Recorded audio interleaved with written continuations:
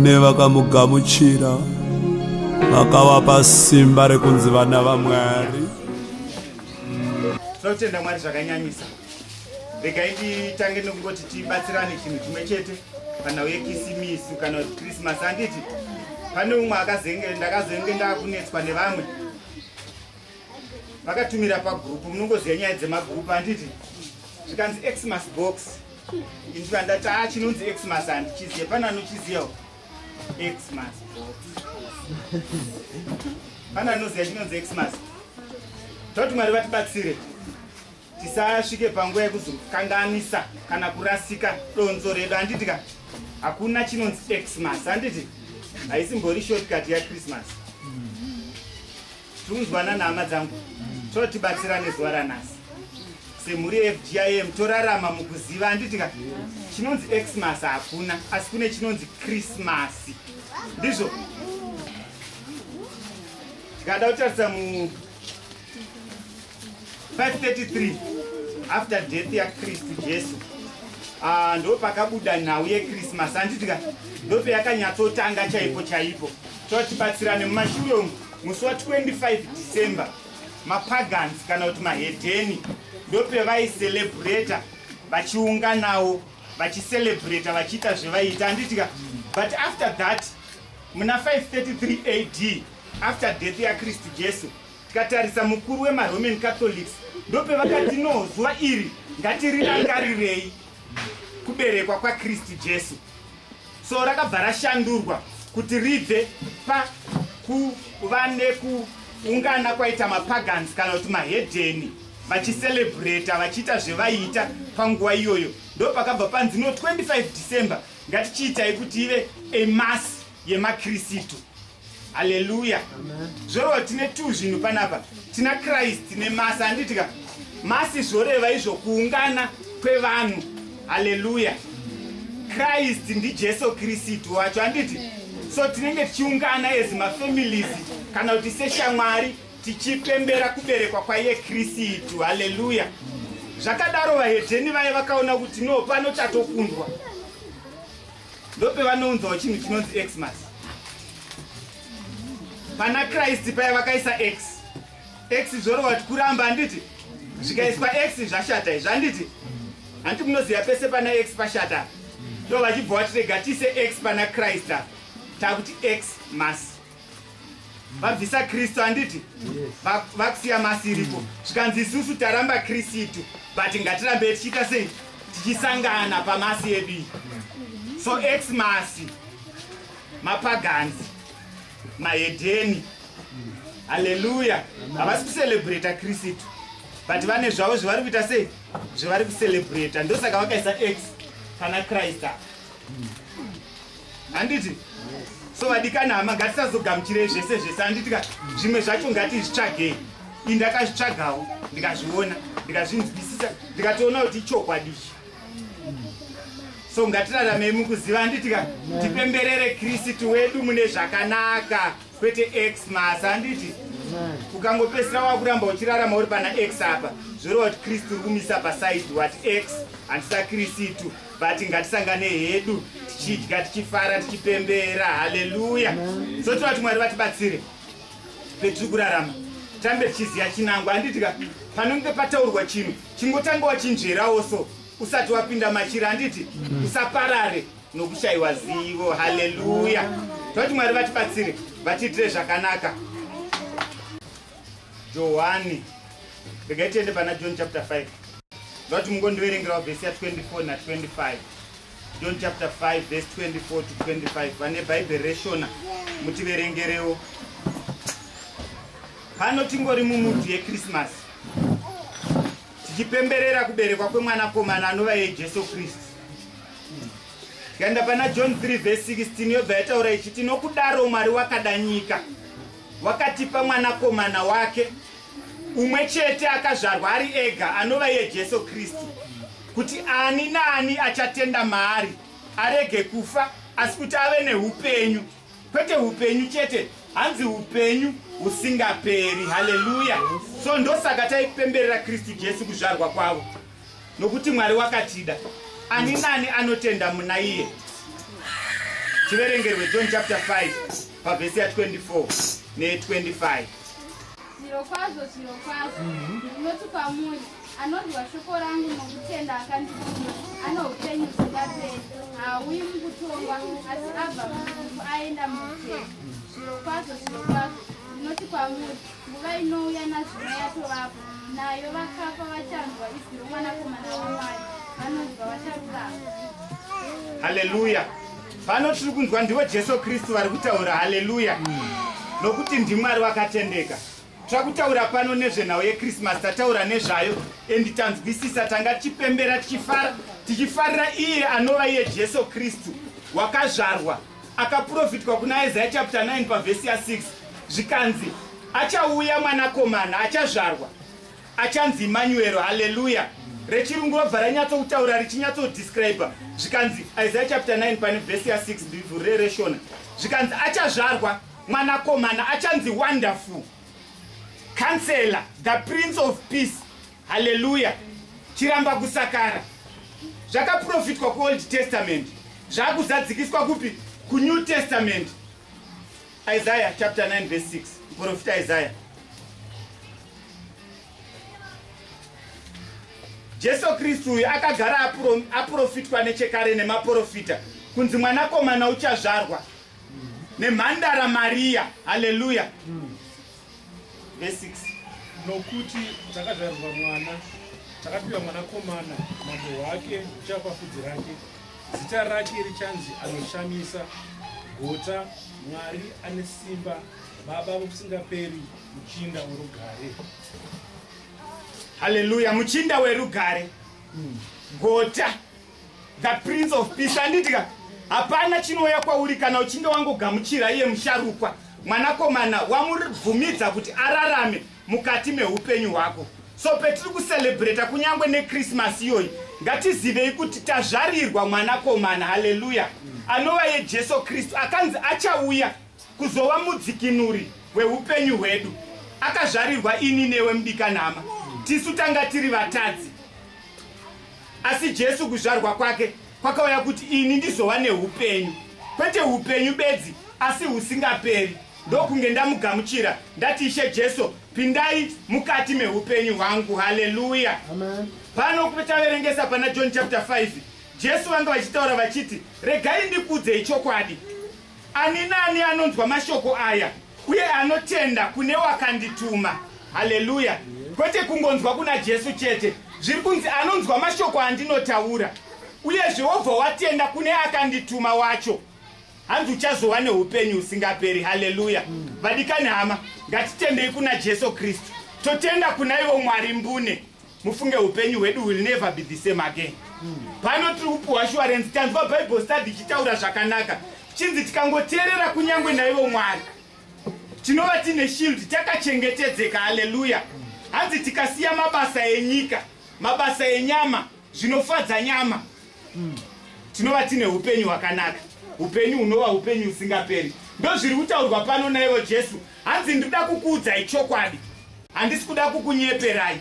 Ani nani anoteerera mashoko andinotaura, mashoko ane upenyu, uyezve anotenda kune akandituma, haachazofi asi uchava neupenyu, kwete upenyu bedzi, upenyu husingaperi. Mudikanhama, panguva ino yeChristmas ndinoti dzimweni dzenguva vamwe takatotadza paChristmas pacho petaicelebrata the birth of Christ. Zvinhu zvitsva zvinofanira kumanifesta mukati meupenyu hwedu, nokuti paberekwa mwana mutsva. Haleluya. Anova iye Jesu Kristu. Petinocelebrata chimwe chinhu, ngaticelebrate tichiziva zvetiri kucelebratera. Pano taicelebrata Jesu Kristu, vakataura vakati, teererai mashoko ose andinokutaurirai. Vakaita kunyangwe neminana mizhinji mubhaibheri shoko raMwari. Hanzi motenda naakandituma wacho. Upenyu hwedu vadikanhama hunoendeka, endi tinofamba tichiziva kuti tinaye anotichengetedza, anotipa mashoko, anotilida kueternal life. Haleluya. Toti Mwari vatibatsire petakupinda mukupera kwegore, tinge tiri focused, tinge tichiziva kuti Mwari ndo vane zvese. Jesu Kristu ndiyo solution, ndo vanopindura mhinduro yese, kunyangwe nemibvunzo yese yetinenge tinayo. Jesu Kristu ndivo solution. Haleluya. John 3:16 tataura tikati, Mwari vakatida vakatipa mwanakomana anova iye Jesu Kristu, kuti ani nani anotenda kwaari. Zvino zvazadziswa zvakare pachapter 5 zvichinzi teererai chokwadi chendiri kuudzai, ani nani achatenda mumashoko andinotaura achava neupenyu usingaperi. Haleluya. Kristu vari kuuya hama dzangu, endi zvemazviro kwazvo vari kuuya. Tanzwa Bhaibheri, shoko raMwari richitaura paBible study, endi vatove pedyo vari kuuya. Petaverengeswa kuna zvakazarurwa paye chapter 22 pavhesi ya12 iri kuti, behold I am coming soon, my reward is with me, and I will give to everyone according to what he has done. Hallelujah. Pane zvese mubatiro wetakaita Mwari vari kuuya, endi ndiyo nguva yacho yatokwana. Tiri kuona zviri kuitika pasi rose, zvinhu zviri kuita upside down, zvirwere zviri kuuya, zvakawanda zviri kuitika. Izvi zvakuda vanotenda kuna Jesu Kristu, zvakuda vanomira pashoko. Hanzi ani nani anoteerera pashoko randinotaura, anotenda kuna Mwari, hapana chakaipa chichamubata. Haleluya. Kunyangwe nekorona ikauya haikubate, nekuti ari mauri ndiye mukuru, anova iye Jesu Kristu. Tinenge tine peshield yedu yetinohwanda nayo. Vadikanhama, kuna Jesu ndo kune upenyu, kuna Jesu ndo kune upenyu. Ndo shoko rendiro tingozivisana peta kupinda mugore ra 2021 tinge tichienda tichiziva tichiti kuna Jesu ndo kune upenyu. Hakuna kumwe kune upenyu but kuna Kristu Jesu ndo kune upenyu. Haleluya. Ukangoziva chete kuti kuna Jesu ndo kune upenyu, zvako zvaringana. Uri kutambudzikirei hama? Jesu varipo, endi vakauya vakazvarirwa ini newe kuti tive neupenyu, kwete upenyu bedzi but upenyu usingaperi. Haleluya. Vanotanzwa matestimoni, hakusi kugona kana kungwara kwenyu but inyaya dzemwanakomana anga akamira nemi. Ani nani anotenda kuna Jesu hanzi haazofi asi achava neupenyu usingaperi. Totenda nematestimoni zanga aripo. Kubata kwaMwari kunoshamisa, nokuti makaziva pekuzembera. Dai manga musina kuziva pekuzembera, Mwari vaingokusiyai zvinoitika zvoitika. But nemhaka yekuti vakapa assurance yekuti anogara mandiri ndichamuchengetedza, zveunoda hauzozvishai nokuti ndinenge ndinewe. Haleluya. Maimazenga hapana zvavaifungidzira zvekuti vachawana zvekupurasi, but nemhaka yekuti vakatenda mavari ndiye akapa assurance yekuti ukatenda mandiri ndichakupa zvese zveunoda. Haleluya. So vadikanhama, ngatiraramei mukuziva kuti tikangozembera pana Kristu Jesu, vataura mushoko ravo vakati ndakuchikudzai chokwadi. Panapa hanzi ndakuchikudzai chokwadi chekuti ani nani anotenda mushoko randinotaura uye anovimba naivo Mwari vakandituma achava neupenyu usingaperi, uye zvaanoda anozviwana. Haleluya. Mwari wedu ndiMwari vakatendeka. He is so faithful. Havafe vakatiunganidzira pasina, but ndiMwari vanotipa zvetinoda. Ndokunge tatenda kuzvokwadi zvinotaurwa naKristu Jesu. Ndo zviri kungodiwa chete. Mukupedza kwegore rino, nhasi ndiyo last Sunday ya 2020, toti Mwari vatigonese, vatibatsire tizive kuti shield yedu ndi Jesu Kristu. Tizive kuti Jesu ndiye shield yangu, ndo mandichararama ndiri. Petakupinda muna 2021 ndoramba ndichingoziva kuti ndi Jesu chete ndiye achava mudiwa wemoyo wangu. Haleluya. Gore rese rinopera rakakunakira mudikanhama. Ngatingotendai pashoko rimwe narimwe rinotaurwa neshoko naivo Jesu Kristu. Mwari vanotizadzisira zvishuwo zvemoyo wedu. Haleluya. Vamwe tinosvika panguva yekutoti gore rapera ndichinamata, asi hapana kana pamaresolutions zvendakanyora zvaita come to pass. Wakaipa wakauya kuzoba nekuparadza. Haleluya. Mwari vanazvo zvavakaugadzirira, endi vaitoda kuti zvese zvawakanyora zviite come to pass, but wakaipa unobata uri muchadenga. Chinodiwa mudikanhama ndechekuti urambe uchinyengetera. The more you pray, the more wakaipa yaanosiya kunyangwe nezvako zvaakabata. Haleluya. Panotanzwa tichiita intercession zvikanzi Mwari vanopindura nekukasika, havanonoki, but zvinobatwa nevabati vemuchadenga. Ndosaka pano tichiudzwa tichinzi pray continually. Paul achitaura kuvaTesaronika hanzi rambai muchinyengetera. The more you pray, the more Satan anofila the heat, and haakwanise kubata kunyangwe neutano hwako, haakwanise kubata kunyangwe nezvese zvaunenge uchinyengeterera panguva dzacho. But paunongoda kurelaxa paye uchiti no, zvakurema izvi ndicharamba ndichinamatire. Mudikani hama, teerera mashoko aJesu Kristu. Hanzi ani nani anoteerera mashoko ose endinotaura uye anotenda kuna ivo Mwari haazofi, but achava neupenyu husingaperi. Tova kuti Mwari vatibatsire. Hanzi the time is coming, uyezve yatokwana yekuti wose akatenda muna Kristu Jesu mubayiro uri kuuya endi mubayiro uri kuuya endi mubayiro uripo. Haleluya. Bhaibheri shoko raMwari rinopfuura richiti kune vari kuba chirambai henyu muchiba, kune vari kuita zvakanaka chirambai muchiita zvakanaka. Vadikanama, ndoti gore rino rapera tichirwadziwa, but mukurwadziwa mune mubayiro. Haleluya. Kune madzimai anoenda kulebha tinoziya, kana ndakurwadziwa ndoziva kuti pane chipenyu chakuda kubuda. Handifanire kuregera kunamata nekuti ndasvika panguva yekuomerwa zvakanyanya, but pendakuomerwa ipapo ndopaakuda kuonekwa kusimba kwangu. Haleluya. Pendakurwadziwa ipapo ndopaakuda kuonekwa simba raMwari. Ani naani anotenda kushoko rimwe narimwe rinotaurwa naKristu Jesu uye anotenda kuna Mwari haazofi, but achava neupenyu husingaperi.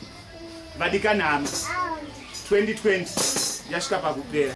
Ngatitendei kuna Jesu Kristu, ngatitendei kuna Mwari, ivo vakatuma mwanakomana uyo taicelebrate mazuva maviri apfuura kuti tinotenda Mwari mazvara Kristu Jesu, wazvarwa mwanakomana. Naizvozvo ngatitendei maari tibve tararama mune mashoko ose aanotaura. Haleluya. Toti Mwari vatibatsire. Tiende kuna Luke ndichisvika mukunopedza. Jesu Kristu vakazvarirwa iwe neni vatadzi. Tikaverenga kuna Luke chapter 2 pavhesi ya 9. Luke chapter 2 pavhesi ya 9. Rechirungu rendinari rutaura richiti, an angel of the Lord appeared to them, and the glory of the Lord shone around them, and they were terrified. But the angel said to them, do not be afraid. I bring you good news of great joy that will be for all the people. Today in the town of David, a Savior has been born to you. Hallelujah. Panapa tinotarisa kunyangwe nevafudzi mashepherds vakanga vakaungana vasiri kutoziva zviri kuitika, but zvinonzi nengirozi yakasvika kwavari ikaapia. Panapa pandiitira zvakanaka ndepekudaiwo, zvinonzi angel yasvika yakataura ikati, musatye henyu, ndauya nemashoko akanaka, good news dzendoda kukupai, a great joy that will be for the people. Zvorova kuti kuzvarwa kwaKristu Jesu kwakaunza mufaro panyika yose. Haleluya. Vadikani hama, mufaro wekuzvarwa kwaKristu Jesu ngauve mukati meupenyu hwedu. Petiri kupendera gore rino ra2020 toti pine muna 2021 takazadzwa nemufaro tisina kusuwa matiri, tichiziva kuti ivo Kristu Jesu vakauya kuzotisunungura, vakauya kuzotibvisa pakusungwa kwetanga takaitwa newakaipa, tichienda mukuva neupenyu, upenyu husingaperi. Haleluya. So toti Mwari vatibatsire, vatiitire zvakanaka hama dzangu. Ngatisaluzei focus pamazuva mashomanana asara. Ngativei nekungotenda kuna Mwari. Chingoti Mwari, tinoshamiswa kwazvo nemabasa makuru emakaita mukati megore rino. Hapana iziva kuti iwe neni tingadai tiri pano nekuya kwakaita chirwere cheCovid-19. Iwe neni inyasha, ndivo Jesu zvoshamisa vakaita kuti iwe unge uripo, ini ndinge ndiripo. Zvinhu zvichioma, ikonomi ichioma, but Mwari vangori nesu. Hapana anoti akarara nenzara, but Mwari vaingochengetedza. Ani nani anonzwa mashoko andinotaura uye anotenda kuna ivo Mwari haazofi, but achava neupenyu husingaperi. Vadikanama, uri kutenda kunani? Uri kutenda here mumashoko aitaurwa naJesu Kristu? Kana usingatendi maari, ndoda kuti zuva ranhasi uchinje focus yako utende mumashoko aKristu Jesu. Pano zvataurwa zvikanzi ukangotenda chete mumashoko andinotaura, hanzi ndo zvokwadi enda kutaura. Ani nani anotenda muzvokwadi enda kutaura uye zvaanotenda kune wakandituma, hapana cheunozoshaya. Haleluya. Anondivatisa pasi pemafuro manyoro, anondichengetedza. Toti Mwari wenyasha, Mwari werugare vatiitire zvakanaka. Petakupendera gore rino, Mwari varambe vachingotichengetedza. Tisarasike pamazuva mashomanana asara hama dzangu. Vazhinji vanorasikira last minute. Tipinde muna 2021 in style, tichiziva kuti Jesu Kristu wakauya kuzodzikinura ini newe kubva mune zvivi zvose. Hallelujah. Bible study yataura zvakanaka. Sinful natures. Kana ndaimborarama muupombwe, nhasi ngandive zuva rendinopfira ndichiti handichadizve kurarama ndiri muupombwe. Kana ndairarama munguva yekukara, nganditaure nhasi kuti Mwari, ndiri kutendeuka, ndakuteerera zvokwadi yenyu yamunotaura. Vavariro ndeyekuti tizova neupenyu husingaperi. Hanzi tarirai, nguva yatokwana nazvino yatokwana. Ndiri kuuya nemubayiro. Uchazovepi hama yangu kana tsuriyo here? Zvokwadi yaKristu Jesu, ngatitendei mairi, ngatitendei kune vakavatuma vanova ivo Mwari, kuita kuti upenyu hwedu huzenge huri upenyu hune chiedza pahuri. Vamwe tinorasika izvezvi, tiri kutotanga kutoita bhajeti dzedu. Christmas is over, next week vana varida kuvhura zvikoro, vamwe ndo petinorasikira ipapo. But zvese ngatingozvipai kuna ivo Jesu Kristu. Vakataura vakati, wakakumbirei muzita rangu ndikasakuitirai. Chinongodiwa ndechekuti tizembere pana ivo Jesu, tobva tavaudza kuti Mwari, zvemasiku fees zvese ndiri kuzviisa kwamuri. Unoona zvinhu zvako zvichiendeka. Nokuti hanzi chitenda izvo kwadi endakutaura. Ani nani anotenda kumashoko ose endakataura. Haazorasiki, but uchange une direction. Mubayiro peunouya, unowana mubayiro wako wakanaka. Hallelujah. Zotora kuti Mwari wenyasha, Mwari werugare vatigonese, ngatisarasikei, ngatingoziva kuti anything chinoitika mukati meupenyu hwako, suma kuna Jesu. Wotaura uchingoti imi makataura mushoko renyu mukati, ndimi Jehovha Jireh the provider. Pano handina chandinacho, but imi makataura mukati, ndimi the provider. Providai. Munogadzira nzira pasina nzira, gadzirai nzira. Pano ini ndagumirwa, Mwari vanopindira. Hallelujah. Nokuti unenge waziya source, unenge waziya kuti ndivo zvose, ndivo zvose, ndivo Mwari. Kana zvaukuomera, wongoti Jehovha Shalom, Mwari wepeace, isaiwo peace mukati meupenyu hwangu. Zvinhu zviendeke, zvinhu zvinotanga kuendeka. So ndoda kuti Mwari vatibatsire, vatiitire zvakanaka. As we come to the end of 2020, our God is so faithful. Avatisiye takadaro, ndiMwari vakatendeka, ndiMwari vakavimbika. Zvakanyanyisa zvevanotaura vanozadzikisa. Hallelujah. Chiri kudiwa ndechekuti uzarure mwoyo wako woti Ishe Jesu, as I celebrate kuzvarwa kwenyu mukati meupenyu hwangu, zvinhu zvitsva ngazvitange kuitikawo. Ndakambokukanganwai, asi ndakuda kuti ndirarame ndiri mamuri, ndizive imi Kristu Jesu, ndizive ndirarame mushoko renyu. Sinful natures ndisiye kubva zvino zvichienda mberi. Pendopinda muna 2021 ndipinde ndiri munhu akachena, ndisina kana chivi chinorarama chiri mandiri. Your life will never be the same again. Hallelujah. Amen. Mwari wakatendeka. Yes.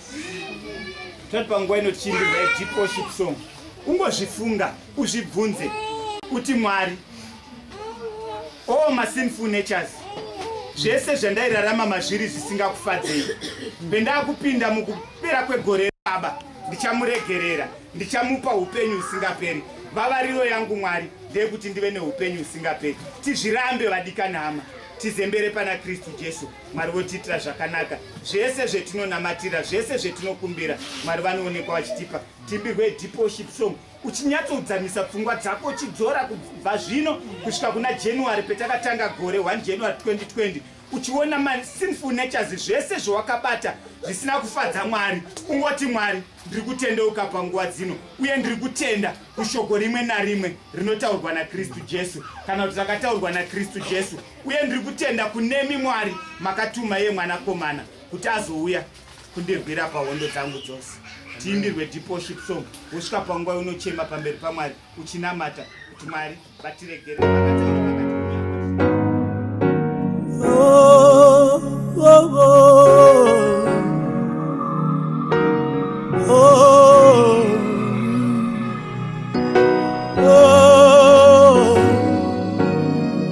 Kune vakamugamuchira vakavapa simba rekunzi vana vaMwari.